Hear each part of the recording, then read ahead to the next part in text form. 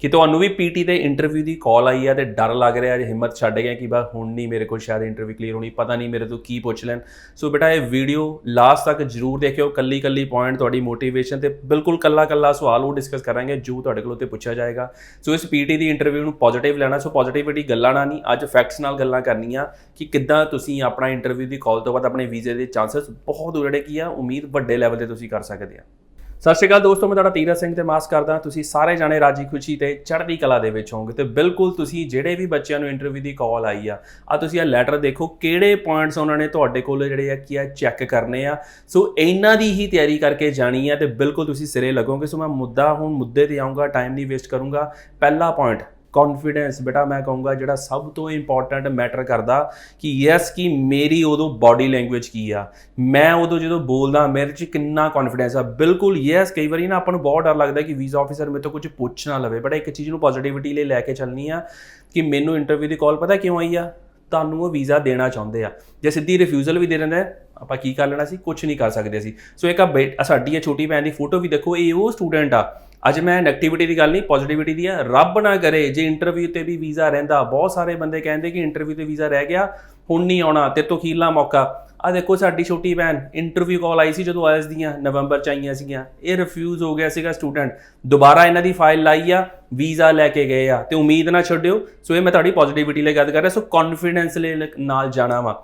ਹੁਣ ਆਪਾਂ ਦੂਸਰੇ ਪੁਆਇੰਟ ਤੇ ਆਉਂਦੇ ਆ, ਕਿਹੜੀ ਚੀਜ਼ ਦਾ ਜਿਹੜਾ ਸਭ ਤੋਂ ਪਹਿਲਾਂ ਖਿਆਲ ਰੱਖਣਾ ਵਾ। ਤੁਹਾਨੂੰ ਪਤਾ ਹੋਣਾ ਚਾਹੀਦਾ ਤੁਹਾਡੀ ਫਾਈਲ ਦੇ ਵਿੱਚ ਕੀ ਲੱਗਾ। ਸਾਰੇ ਫਾਰਮਸ, ਕੱਲੇ ਫਾਰਮਸ ਦੀ ਐਂਟਰੀ ਯਾਦ ਕਰਕੇ ਜਾਇਓ। SOP ਦੇ ਵਿੱਚ ਕੀ ਲਿਖਿਆ, ਇਹ ਨਾ ਹੋਵੇ SOP 'ਚ ਬੇਟਾ ਲਿਖਿਆ ਹੋਇਆ ਮੈਂ ਦਿੱਲੀ ਜਾ ਰਿਹਾ, ਉੱਥੇ ਜਾ ਕੇ ਮੈਂ ਬੰਬੇ ਵੱਲ ਗੱਲਾਂ ਕਰ ਲਵਾਂ। ਇੱਕ ਐਗਜ਼ਾਮਪਲ ਦਿੱਤੀ ਆ। ਸੋ ਡਾਇਰੈਕਸ਼ਨਸ ਸੇਮ ਚਾਹੀਦੀਆਂ, ਜਿਹੜੀ ਇਨਫੋਰਮੇਸ਼ਨ ਪਹਿਲਾਂ ਗਈ ਆ। ਸੋ SOP ਨੂੰ ਵੀ ਬਾਏ ਹਾਰਟ ਤੁਹਾਨੂੰ ਯਾਦ ਹੋਣਾ ਚਾਹੀਦਾ। ਇੰਪੋਰਟੈਂਟ ਹੈ, ਰੱਟਾ ਨਹੀਂ ਚਾਹੀਦਾ ਬਿਲਕੁਲ ਬੇਟਾ। ਸੋ ਅੱਜ ਮੈਂ ਪੁਆਇੰਟਸ ਅਗਲੇ ਵੀ ਤੁਹਾਡੇ ਨਾਲ ਡਿਸਕਸ ਕਰਨੇ ਆ। ਇਹਦੇ 'ਚ ਕਿਹੜਾ ਪੁਆਇੰਟ ਹੋਊਗਾ, ਤੀਸਰਾ ਪੁਆਇੰਟ ਜਿਹੜਾ ਮੋਸਟ ਇੰਪੋਰਟੈਂਟ ਪੁਆਇੰਟ ਮੈਂ ਕਹੂੰਗਾ, ਜਿੱਥੋਂ ਤਕਰੀਬਨ ਮੋਸਟ ਆਫ ਦਾ ਬੱਚਿਆਂ ਦੀ ਇੰਟਰਵਿਊ ਸਟਾਰਟ ਹੋਣੀ ਆ। ਕਿੱਥੋਂ ਸਟਾਰਟ ਹੋਣੀ ਆ? ਸਭ ਤੋਂ ਪਹਿਲਾਂ why this college, why this course, why Canada, why this expensive study. ਇਹ ਚੀਜ਼ ਮੈਂ ਤੁਹਾਨੂੰ ਸਿਰਫ ਤਾਂ ਕਹਿ ਰਿਹਾ ਕਿਉਂਕਿ ਤੁਹਾਡੀ SOP ਦੇ ਵਿੱਚ, ਇਵਨ ਜੇ ਮੈਂ ਆਪਣੀ ਗੱਲ ਹੀ ਕਰਨਾ, ਅਸੀਂ ਪੂਰਾ ਵਾਹ ਲਾ ਦੀਦਾ ਕਿ ਇਹ ਕਾਲਜ ਕਿਉਂ ਲਿਆ, ਮੈਂ ਕੋਰਸ ਕਿਉਂ ਲਿਆ, ਉਹ ਫਲਾਣਾ ਕਿਉਂ ਨਹੀਂ ਲਿਆ। ਸੋ ਜੋ ਤੁਹਾਡੀ SOP ਦੇ ਵਿੱਚ ਲਿਖਿਆ ਉਹ ਤੋਂ ਪਲੱਸ ਜਾਣਾ, ਉਹ ਤੋਂ ਥੱਲੇ ਨਹੀਂ ਆਉਣਾ। ਤੇ ਬਿਲਕੁਲ ਵੀ ਜੇਕਰ ਤੁਹਾਡੇ ਤੋਂ ਪੁੱਛਿਆ ਜਾਵੇ ਨਾ ਬੇਟਾ SOP ਤੁਸੀਂ ਤਿਆਰ ਕੀਤੀ ਆ, ਪੈਸੇ ਦੇ ਕੇ ਨਹੀਂ ਤਿਆਰ ਕਰਾਈ, ਜੇ ਤੁਹਾਡੇ ਸਲਾਹਕਾਰ ਨੇ ਤਿਆਰ ਦਿੱਤੀ ਉੱਥੇ ਹੀ ਬਸ ਹੋ ਜਾਣੀ ਹੈ। ਸੋ ਇਸ ਚੀਜ਼ ਦਾ ਖਿਆਲ ਜ਼ਰੂਰ ਰੱਖਣਾ। ਜਿਹੜੀ ਵੀ ਇਨਫੋਰਮੇਸ਼ਨ ਤੁਹਾਡੀ ਫਾਈਲ ਦੇ ਵਿੱਚ ਗਈ ਨਾ ਉਹ ਤੁਸੀਂ ਆਪ ਪ੍ਰੋਵਾਈਡ ਕੀਤੀ ਹੈ। ਸੋ ਇਸ ਚੀਜ਼ ਦਾ ਖਿਆਲ ਜ਼ਰੂਰ ਰੱਖਣਾ। ਹਾਂ, ਅੱਜ ਇੱਕ ਇੰਪੋਰਟੈਂਟ ਚੀਜ਼ ਵੀ ਕਹਿੰਦਾ ਰੈਪਰੈਜ਼ੈਂਟੇਟਿਵ। ਜੇ ਪੁੱਛਿਆ ਜਾਵੇ ਤੁਸੀਂ ਫਾਈਲ ਆਪ ਲਾ ਰਹੇ ਆ ਜਾਂ ਤੁਹਾਡਾ ਸਲਾਹਕਾਰ ਲੈ ਰਿਹਾ, ਉਹ ਬੇਟਾ ਸਲਾਹਕਾਰ ਤੋਂ ਪੁੱਛ ਲਿਓ। ਜੇ ਤਾਂ ਰੈਪਰੈਜ਼ੈਂਟੇਟਿਵ ਫਾਰਮ ਲੱਗਾ ਤਾਂ ਆਪਣੇ ਸਲਾਹਕਾਰ ਦਾ ਨਾਮ ਲੈਣਾ, ਨਹੀਂ ਤਾਂ ਨਹੀਂ ਲੈਣਾ। ਤਾਂ ਤੁਹਾਨੂੰ ਪਤਾ ਹੋਣਾ ਚਾਹੀਦਾ ਕਿ ਤੁਹਾਡੀ ਫਾਈਲ ਤੁਹਾਡੇ ਨਾਂ ਤੋਂ ਲੱਗੀ ਆ ਜਾਂ ਤੁਹਾਡੇ ਸਲਾਹਕਾਰ ਦੇ ਨਾਂ ਤੋਂ ਲੱਗੀ ਆ। Fourth point, why not India, Y this expensive study in Canada, ਕਿਉਂ ਇਹਨਾਂ ਲੈ ਰਹੇ ਆ। ਸੋ ਇਹ ਚੀਜ਼ਾਂ ਦੀ ਵੀ ਬੇਟਾ ਕਲੈਰਿਟੀ ਤੁਹਾਨੂੰ ਦੇਣੀ ਪੈਣੀ ਆ। ਸੋ SOP ਦੇ ਵਿੱਚ ਮੈਨੂੰ ਪਤਾ ਕਿ ਤੁਹਾਡੇ ਸਲਾਹਕਾਰ ਨੇ ਜ਼ਰੂਰ ਲਿਖਿਆ ਹੋਊਗਾ। ਸੋ ਇਹਨਾਂ ਚੀਜ਼ਾਂ ਦੇ ਜਵਾਬ ਜ਼ਰੂਰ ਦੇਣੇ ਆਪਣੀ ਐਜ਼ ਪਰ SOP ਦੇ ਅਕੋਰਡਿੰਗ। ਸੋ ਬਿਲਕੁਲ ਜਿੱਦਾਂ ਅਸੀਂ ਆਪਣੀ SOP ਦੇ ਵਿੱਚ ਲਿਖ ਰਹੇ ਹਾਂ, ਅਸੀਂ ਕੰਪੇਅਰ ਕਰਦੇ ਹਾਂ। ਮੈਂ ਜੇ ਆਪਣਾ ਤੁਹਾਨੂੰ ਟਿਪ ਵੀ ਦੇਣ ਲੱਗਾ, ਜਿਹੜੇ ਬੱਚਿਆਂ ਨੇ ਨਵੀਂ ਫਾਈਲ ਵੀ ਲਾਉਣੀ ਆ, ਅਸੀਂ ਕੰਪੇਅਰ ਕਰਦੇ ਹਾਂ ਕਿ international, after having an international education from Canada, ਮੇਰੀ ਪ੍ਰੋਫਾਈਲ ਕਿੱਦਾਂ ਸਟਰੋਂਗ ਹੋਊਗੀ, ਮੈਨੂੰ ਇੰਡੀਆ ਦੇ ਵਿੱਚ ਕਿਹੜੀ ਜੌਬ, ਕਿਹੜੇ ਸੈਕਟਰ, ਕਿਹੜੀ ਕੰਪਨੀ ਦੇ ਵਿੱਚ ਲੱਗ ਸਕਦੀ, ਮੇਰਾ ਸੈਲਰੀ ਪੈਕੇਜ ਕਿੰਨਾ ਹੋਊਗਾ। ਇਹ ਸਾਡਾ ਸਟਾਈਲ ਹੈ SOP ਬਣਾਉਣ ਦਾ। ਸੋ ਜੇਕਰ ਬੱਚਿਆਂ ਦੀ ਕਾਮਨ SOPs ਵੀ ਗਈਆਂ ਨਾਰਮਲ ਜੈਨਰਿਕ, ਸੋ ਚੀਜ਼ਾਂ ਦੀ ਕਲੈਰਿਟੀ ਲੈ ਕੇ ਜਾਣੀ, ਰਿਸਰਚ ਕਰਕੇ ਕਿ ਉਹ ਵਾਲਾ ਜਿਹੜਾ ਕੋਰਸ ਆਪਾਂ ਪੜ੍ਹਨ ਚੱਲੇ ਆ ਉਹਦਾ ਇੰਡੀਆ 'ਚ ਕੀ ਬੈਨੀਫਿਟ ਹੋਣਾ।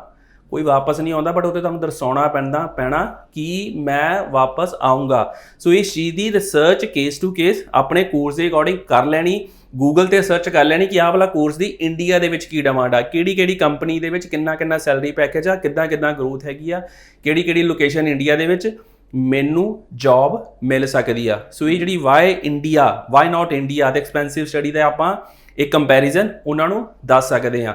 Fifth point, most important point, ਇਹ ਪੁਆਇੰਟ ਉਹਨਾਂ ਨੇ ਵੀ ਦੱਸਿਆ ਕਿ ਤੁਸੀਂ ਆਪਣੀ ਫਾਈਨੈਂਸ਼ੀਅਲ ਅਫੋਰਡੇਬਿਲਿਟੀ, ਫਾਈਨੈਂਸ਼ੀਅਲ ਸਪੋਰਟ ਤੇ ਤੁਹਾਨੂੰ ਬੇਟਾ ਪਤਾ ਹੋਣਾ ਚਾਹੀਦਾ ਤੁਸੀਂ ਫੀਸ ਕਿੰਨੀ ਗਈ ਆ, ਅਗਲੀ ਫੀਸ ਕਿੰਨੀ ਰਹਿੰਦੀ ਆ, ਤੁਹਾਡੇ ਲਿਵਿੰਗ ਐਕਸਪੈਂਸਿਸ ਕਿੱਦਾਂ ਤੁਸੀਂ ਅਫੋਰਡ ਕਰੋਗੇ। 1 ਸਾਲ ਦੀ ਫੀਸ ਤਾਂ ਦੇ ਚੁੱਕੇ ਆ, 1 ਸਾਲ ਦੀ ਲਿਵਿੰਗ ਆਪਾਂ ਇਨ ਦਾ ਫਾਰਮ ਆਫ GIC ਦਿਖਾ ਚੁੱਕੇ ਆ। ਦੂਸਰੇ ਸਾਲ ਦੀ ਕਿੱਦਾਂ ਰਹਿਣ ਦਾ ਖਰਚਾ ਦੇਵਾਂਗੇ, ਕਿੱਦਾਂ ਜਿਹੜੀ ਕਿ ਆਪਾਂ ਫੀਸ ਆਵਾਂਗੇ, ਤੁਹਾਡੇ ਕੋਲ ਕਲੈਰਿਟੀ ਚਾਹੀਦੀ ਆ। ਜੇਕਰ ਫੰਡਿੰਗ ਜਿੰਨੀ ਸ਼ੋ ਕਰਾਈ ਹੋਈ ਆ ਬਟ ਉਨੀ ਰਹਿੰਦੇ, ਹੁਣ ਕਿਤੇ ਵਧਾ ਨਾ ਲਿਓ। ਉਹ ਆਪਾਂ ਐਨੂਅਲ ਇਨਕਮ ਪੇਰੈਂਟਸ ਦੀ ਐਨੂਅਲ ਇਨਕਮ ਤੁਹਾਡੇ ਸਪਾਂਸਰਸ ਦੀ, ਤੁਹਾਡੀ ਬੈਂਕ ਦੀ ਸੇਵਿੰਗ ਜ਼ਰੂਰ ਦੱਸਣੀ ਆ। ਸੋ ਅੱਜ ਇੱਕ ਨਾ ਟਿਪ ਦੇਣ ਲੱਗਾ, ਸ਼ਾਇਦ ਬੱਚੇ ਤੇ ਫਸ ਜਾਣਗੇ, ਕਿਉਂਕਿ ਨਾਰਮਲ ਬੱਚਿਆਂ ਦੇ ਕੋਲ ਖਾਤਿਆਂ 'ਚ ਪੈਸੇ ਹੁੰਦੇ 10 15 20 ਲੱਖ ਰੁਪਇਆ ਹੁੰਦੇ ਆ। ਤੇ ਇਹ ਉਹ ਸਵਾਲ ਆ ਜੋ ਅੱਜ ਤੋਂ 18 ਸਾਲ ਪਹਿਲਾਂ ਬੇਟਾ ਮੈਨੂੰ ਵੀ ਪੁੱਛਿਆ ਗਿਆ ਸੀਗਾ। ਤੇ ਉਦੋਂ ਕੋਈ YouTube ਨਹੀਂ ਸੀ, ਕੋਈ ਕੰਸਲਟੈਂਟ ਨਹੀਂ ਸੀ, ਕੋਈ ਸਲਾਹਕਾਰ, ਕੋਈ ਏਜੰਟ ਨਹੀਂ ਸੀ। ਸੋ ਯੂਨੀਵਰਸਿਟੀਜ਼ ਨਾਲ ਡਾਇਰੈਕਟ ਅਪਲਾਈ ਹੁੰਦਾ ਸੀ। ਮੈਨੂੰ ਕੀ ਸਵਾਲ ਪੁੱਛਿਆ ਗਿਆ, ਮੇਰੀ ਵੀ ਬੇਟਾ ਜਦੋਂ ਫੀਸ ਗਈ ਸੀ ਤਾਂ ਮੈਨੂੰ ਇਹ ਜਦੋਂ ਵੀਜ਼ਾ ਆਫਿਸਰ ਨੇ ਸਵਾਲ ਪੁੱਛਿਆ ਕਿ ਇੰਨੀ ਫੀਸ ਜੇ ਅਗਲੇ ਸਾਲ ਹੀ ਦਿੰਦੇ ਆ ਤੇ ਤੁਹਾਡੇ ਪੇਰੈਂਟਸ ਕੋਲ ਤਾਂ ਪੈਸੇ ਨਹੀਂ ਬਚਦੇ, ਤੁਹਾਡੇ ਪੇਰੈਂਟਸ ਦਾ 20-25 ਸਾਲ ਦੀ ਜਿਹੜੀ ਮਿਹਨਤ ਆ ਉਹ ਤਾਂ ਜ਼ੀਰੋ ਆ ਜਾਂਦੀ ਆ, ਦੈਨ ਤੁਸੀਂ ਕੀ ਕਰੋਗੇ? ਤੇ ਬਿਲਕੁਲ ਮੈਂ ਕਹੂੰਗਾ ਕਿ ਯੈਸ, ਕੁਦਰਤੀ ਬੇਟਾ ਅੱਜ ਮੈਂ ਦੱਸ ਵੀ ਦਵਾਂ, ਮੈਂ ਅੱਗੇ ਵੀ ਦੱਸਿਆ ਹੋਇਆ 2005 ਫਸਟ ਟਾਈਮ ਜਦੋਂ ਮੈਂ ਵੀ UK ਅਪਲਾਈ ਕੀਤਾ ਸੀ ਨਾ, ਆਈ ਸਟਾਰਟ ਫਰਮ ਰਿਫਿਊਜ਼ਲ, ਮੇਰੀ ਵੀ ਰਿਫਿਊਜ਼ਲ ਲੱਗੀ ਸੀ, ਮੇਰੇ ਤੋਂ ਇਹ ਸਵਾਲ ਦਾ ਜਵਾਬ ਨਹੀਂ ਦਿੱਤਾ ਗਿਆ ਸੀਗਾ। ਬਟ ਫੋਰਚੂਨੇਟਲੀ ਕਹੂੰਗਾ ਆਫਟਰ 3 ਮੰਥਸ ਪੋਜ਼ਿਟਿਵਿਟੀ, ਮੇਰੇ ਸਲਾਹਕਾਰਾਂ ਕਰਕੇ, ਮੇਰੇ ਫਰੈਂਡ ਸਰਕਲ ਕਰਕੇ, ਦੁਬਾਰਾ ਜਦੋਂ ਬੇਟਾ ਮੇਰੀ ਇੰਟਰਵਿਊ ਇਹੀ ਸਵਾਲ ਦੁਬਾਰਾ ਪੁੱਛਿਆ ਗਿਆ, ਜਵਾਬ ਕੀ ਆਇਆ ਸੀਗਾ? For that it is money, for me it is experience of my fathers, मेरे पेरेंट्स का एक्सपीरियंस आ। When I finish my study I will start from जी मेरे पेरेंट्स की 20 साल की saving start from 21 after 1 year, not from 0। So एक अंदरों होया सीगा कि जे मैं कहूँगा कि इस चीज़ का जो तुहानूं ये सवाल पूछा जाता कि तुहाडे पेरेंट्स इस दी सेविंग तो खत्म हो जानी है। सो एक कॉमन आ सवाल पूछा जाता जिथे मोस्टली बच्चों का जवाब नहीं आता। जवाब देना कि यस ਇਹਦਾ ਇਹ ਜਿਹੜੀ ਕਿ ਪੇਰੈਂਟਸ ਦੀ ਬਣੀ ਕਿ ਐਕਸਪੀਰੀਅੰਸ ਆ, ਜੇਕਰ ਮੇਰੇ ਕੋਲ ਇੰਟਰਨੈਸ਼ਨਲ ਐਜੂਕੇਸ਼ਨ ਹੁੰਦੀ, ਐਕਸਪੀਰੀਅੰਸ ਆਉਂਦਾ, ਸੋ ਮੈਂ ਆਪਣੇ ਪੇਰੈਂਟਸ ਦਾ ਤਜਰਬਾ ਪਲੱਸ ਇੰਟਰਨੈਸ਼ਨਲ ਐਜੂਕੇਸ਼ਨ ਨਾਲ ਡਬਲ ਸਟਾਰਟ ਕਰੂੰਗਾ। ਸੋ ਇਸੇ ਲਈ ਕਹਿ ਰਿਹਾ ਕਿ ਉਸ ਪੜ੍ਹਾਈ ਤੋਂ ਬਾਅਦ ਤੁਹਾਡੀਆਂ ਜਿਹੜੀਆਂ ਜੌਬ ਇੰਡੀਆ ਦੇ ਵਿੱਚ ਹੈਗੀਆਂ, ਸੈਲਰੀ ਪੈਕੇਜ ਕਿੱਦਾਂ, ਤੇ ਜੇਕਰ ਤੁਹਾਡੇ ਕੋਲ ਉਹਦੀ ਕਲੈਰਿਟੀ ਹੈਗੀ ਆ ਤੇ ਬਿਲਕੁਲ ਬੇਟਾ ਵੀਜ਼ਾ ਲੈ ਕੇ ਘਰ ਆਉਂਗੇ। 6ਵਾਂ पॉइंट, आ 6 पॉइंट बेटा ਜਿਹੜੇ 5 डिस्कस करते, 6वां पॉइंट भी इंपॉर्टेंट, थोड़ा क्लैरिटी ना रहना। जेकर किसी बच्चे की फाइल ਦੇ ਵਿੱਚ ਵੀਕ पॉइंट हैगा, weak point in the sense ਉਹਦੇ ਐਕੈਡਮਿਕ ਵੀਕ ਆ, ਵੀਕ ਪੁਆਇੰਟ ਉਹਦੀ ਫਾਈਲ ਦੇ ਵਿੱਚ ਗੈਪ ਹੈਗਾ, ਪ੍ਰੀਵੀਅਸ ਰਿਫਿਊਜ਼ਲ ਹੈਗੀਆਂ, ਕੇਸ ਟੂ ਕੇਸ ਵੇਰੀ ਕਰਦੀਆਂ। ਸੋ ਉਸ ਚੀਜ਼ ਦਾ ਵੀ ਜੇਕਰ ਤੁਹਾਡੇ ਕੋਲ ਸਵਾਲ ਪੁੱਛਿਆ ਜਾਂਦਾ ਤੇ ਤੁਹਾਡੇ ਕੋਲ ਜਵਾਬ ਕੀ ਹੋਣਾ ਚਾਹੀਦਾ ਕਿ yes it was the past, वो पास्ट सेगा, बीत चुका, it doesn't mean you can't improve it, you can't change it. हाँ, वो पास्ट ਨੂੰ चेंज नहीं कर सकते but you can change the future. International education ਜੇ ਤੁਹਾਡੀ ਪ੍ਰੋਫਾਈਲ ਦੇ ਨਾਲ ਐਡ ਆਨ ਹੁੰਦੀ ਆ, ਤੁਹਾਡੇ ਕੋਲ ਇੰਡੀਆ ਦੇ ਵਿੱਚ ਜੌਬ ਓਪਰਚੁਨਿਟੀਜ਼ ਜੋ ਐਜ਼ ਇਟ ਇਜ਼ ਤੁਹਾਡਾ ਇਸ ਵੇਲੇ ਸਟੇਟਸ ਇੰਡੀਆ ਹੈਗਾ ਉਹਦੇ ਨਾਲੋਂ ਡਬਲ ਟ੍ਰਿਪਲ ਜਿਹੜਾ ਕਿ ਹੋ ਜਾਣਾ, ਜੋ ਕਿ ਸੱਚਾਈ ਵੀ ਆ, ਇਹਦੇ 'ਚ ਕੋਈ ਡਾਊਟ ਨਹੀਂ ਆ। ਸੋ ਇਸ ਵੇਲੇ ਆ ਜਿਹੜੇ ਮੈਂ ਵੀ ਤੁਹਾਨੂੰ ਹਿੰਟ ਦਿੱਤੇ ਆ, ਇਹਨਾਂ ਸਵਾਲਾਂ ਦੇ ਜਵਾਬ ਹੋਰ ਬਰੀਕੀ ਦੇ ਵਿੱਚ ਜਾ ਕੇ ਗੂਗਲ ਆ, ਤੇ ਗੱਲ ਮੁੱਕਦੀ ਆ ਕਿੱਥੇ? ਉਹੀ ਹੈ ਕਿ ਮੈਂ ਪੜ੍ਹਾਈ ਦਾ ਬੈਨੀਫਿਟ, ਮਹਿੰਗੀ ਐਜੂਕੇਸ਼ਨ ਇੰਡੀਆ ਦੇ ਵਿੱਚ ਕਿਹੜੀ ਜੌਬਸ ਮੈਨੂੰ ਮਿਲ ਸਕਦੀਆਂ। ਸੋ ਇਹਦੀ ਰਿਸਰਚ ਮੈਂ ਹਰ ਬੱਚੇ ਨੂੰ ਕਹੂੰਗਾ ਜ਼ਰੂਰ ਸੈਲਫ ਰਿਸਰਚ ਕਰੋ। ਜੇਕਰ ਤੁਹਾਡੀ SOP ਦੇ ਵਿੱਚ ਲਿਖਿਆ ਉਹਦੇ ਤੇ ਹੋਰ ਵਰਕਆਊਟ ਕਰੋ ਤੇ ਬਿਲਕੁਲ ਇਹ ਚੀਜ਼ਾਂ ਦੇ ਜਵਾਬ ਦਿਓ। ਤੇ ਸਭ ਤੋਂ ਮੋਸਟ ਇੰਪੋਰਟੈਂਟ, ਆ ਜਿੰਨੇ ਮੈਂ 6 ਸਵਾਲ ਕੀਤੇ ਬੜਾ ਇਹਦੇ ਇਰਦ ਗਿਰਦ ਹੀ ਸਵਾਲ ਆਉਣੇ ਆ, ਇਸ ਤੋਂ ਬਾਹਰ ਕੋਈ ਸਵਾਲ ਨਹੀਂ ਪੁੱਛਿਆ ਜਾਂਦਾ। ਸੋ ਅੱਜ ਮੈਂ ਦੱਸ ਵੀ ਦਿੱਤਾ, ਜੇ ਨਹੀਂ ਵੀ ਰੱਬ ਨਾ ਕਰੇ ਹੁੰਦੀ ਫਿਰ ਵੀ ਮੌਕਾ ਹੈਗਾ, ਟੈਨਸ਼ਨ ਲੈਣ ਦੀ ਲੋੜ ਨਹੀਂ ਆ, ਬਟ ਆਪਾਂ ਕਲੀਅਰ ਕਰਕੇ ਆਉਣੀ ਆ।